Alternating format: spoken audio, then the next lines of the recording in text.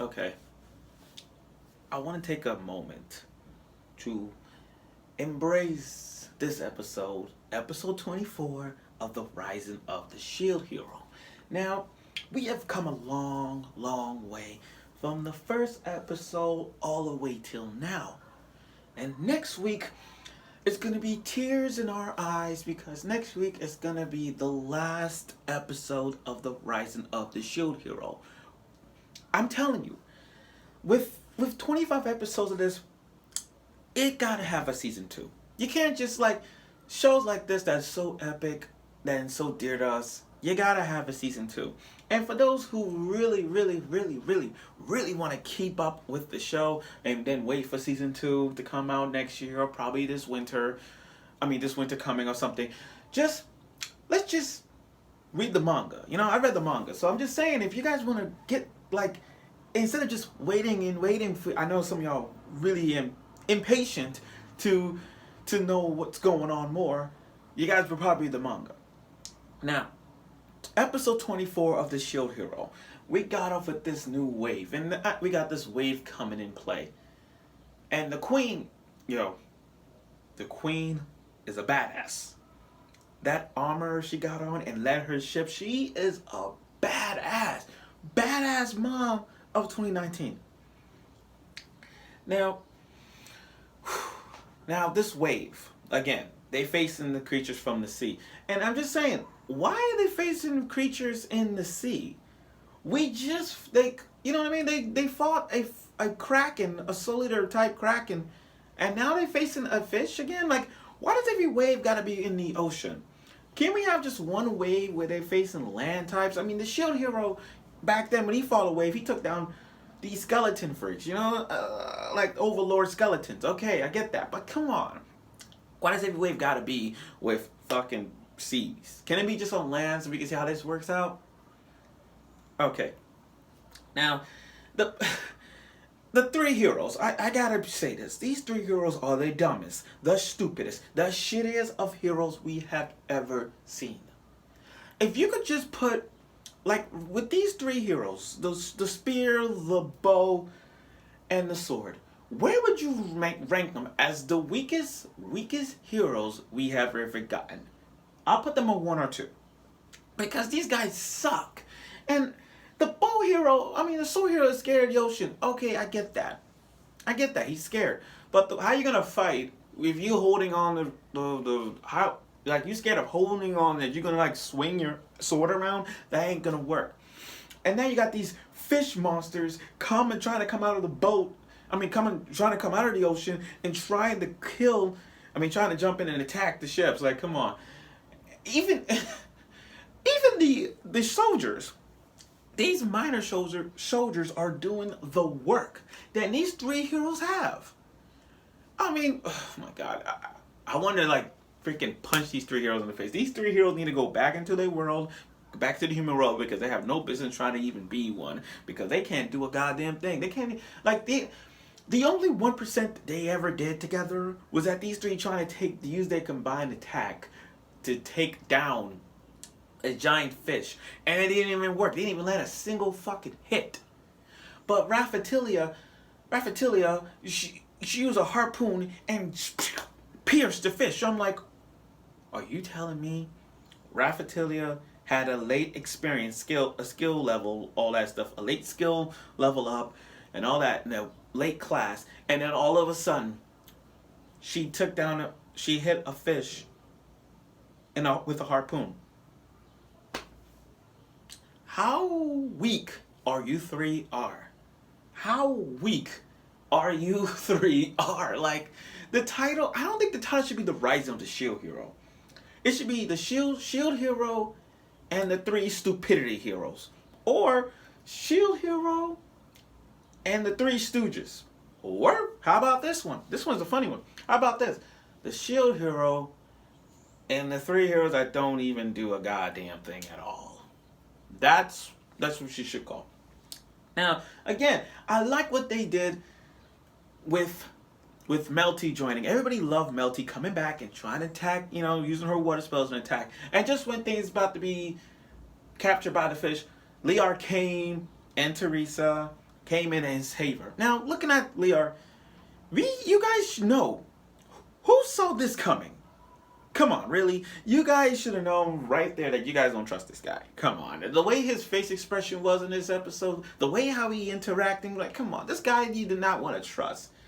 I mean, he betrayed Naofumi. I mean, who saw that coming? Ooh, I did. And half the fandom already know about it. So, yeah. Yeah, it was pretty obvious.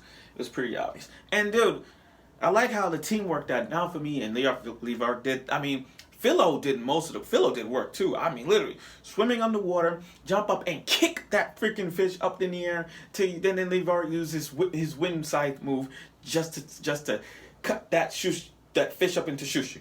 Really good move. Now, Levar, we found out that him and Teresa are from another world. So if you think about, this is just me saying this. If you think about it, you got one, let's say a sword. You got one sword hero in this world. And then you got this other sword hero in another world. So it's basically the different heroes, different sword heroes in different worlds. Okay, that's me. That's what I'm trying to say. That's what I think they are. But that's how it is. And I like Liark in this one because he's one of those villains who appreciate Naofumi being a good hero and tell him about his attacks and his weaknesses. You know what I mean? He's a really good sportsmanship when it comes to trying to attack Naofumi together. But these three heroes are before I get to that, let me tell you how this Naofumi kind of roasted him so bad, because after defeating the fish, they're like, oh, we gained experience after from the wave. I like how the shield hero said this, you guys didn't do nothing. Because they didn't do shit. 99.99% of the thing was the shield hero's party and Liark stage. The 1% is those three stupid ass heroes just combined their attack together and didn't do a goddamn thing. Period. But back to what I was saying. I like how Liark took down those three heroes. It was funny. And I'm not gonna lie. I was actually clapping for them being taken down. You know what I mean? I was really, really happy. Liark just toying with them, and that was really, really funny. It's like, do you want to feel bad for those three heroes? No. But do you want to see them get their ass kicked? Yes, I want to see them get their ass kicked, and they did. And the shield hero, whoa. Talk about combination work. These Liark and Naofumi, they were going badass combo after combo after combo after combo. And they explaining, and I love how each of them explaining strategies that they were going to use on them. Not like telling what shield to use power, but figuring out ways to beat each other one after. It's like a game of chess. They're trying to see how one could outwit the other when it comes to strategies and these combos types. And speaking of that new girl, remember I said that girl with the green hair that was in the Bow Heroes party? She plays an important role, and you're gonna see why. So, but there's a reason why she's in this kind of situation, but you'll see that later on, if they're gonna put her in the next week's episode. Let's see. But still, I like how Liark and Naofumi's, again, badass combination. Putting out the Venom shield, using his wind scythe moves. Teresa using her bejeweled move, Thanos move, and just burn the ships on fire. But she actually healed. She actually didn't want to destroy the ships. It was really great. It was really great to see that. I mean, she didn't want to. Those two guys are really cool because they don't want to kill them. They just want to attack the shield hero. And that was the main thing. So again, I like what they were doing. Now, fight combo after combo, they were pulling off all the stops. And then, of all of this, it came down to the return of everybody's favorite girl, Glass. Everybody's favorite girl, Glass. And I know that people have said about the comments that Glass should be in the party. Not the shield hero got his harem. Like, you got Raphtalia, you got Philo, you got Melty, and now you got Glass. It's funny how Glass is part of the Naofumi, the Naofumi, aka Shield Hero's harem, but I don't see how that works. But I love how and speaking of Glass, it was awesome to see Glass coming back. It was awesome to see her coming back. Not only that, she had her theme song too. She has her theme song? Are you kidding me? Wow. Talk about making a returning entrance with a theme song and trying to attack the shield hero at any cost. And even Glass tells you that, Leark, you are so weak because the shield hero has more power than you think. And basically the shield hero is holding back. That was funny. So, I'm glad to see Glass returning, to be honest. I really am glad because we get to see more work, more action-packed between Naofumi's party and Leark's party. So this is going to be the battle of whose party is better. And I hope the three other stooges as dumbass heroes are not going to be in this because I don't want them in this. They should have died when they met Leark. They should have died already, but let's just trash. So, next week is the last episode of the Rising of the Shield Hero. This is going to be sad. This is going to be sad on so many different levels because we come this far. And with next week's episode being the 25th episode of Shield Hero, I'm kind of glad that I continue doing these reviews of the Shield Hero. But alas, it's going to end.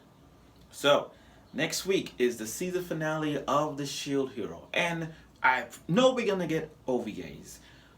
But from watching this show and beyond, we're going to get a season 2. We're going to get a season 2 hands down. So, I look forward for next week's episode of the drilling conclusion of the wave battle, well, glass fight in the Rising of the Shield Hero.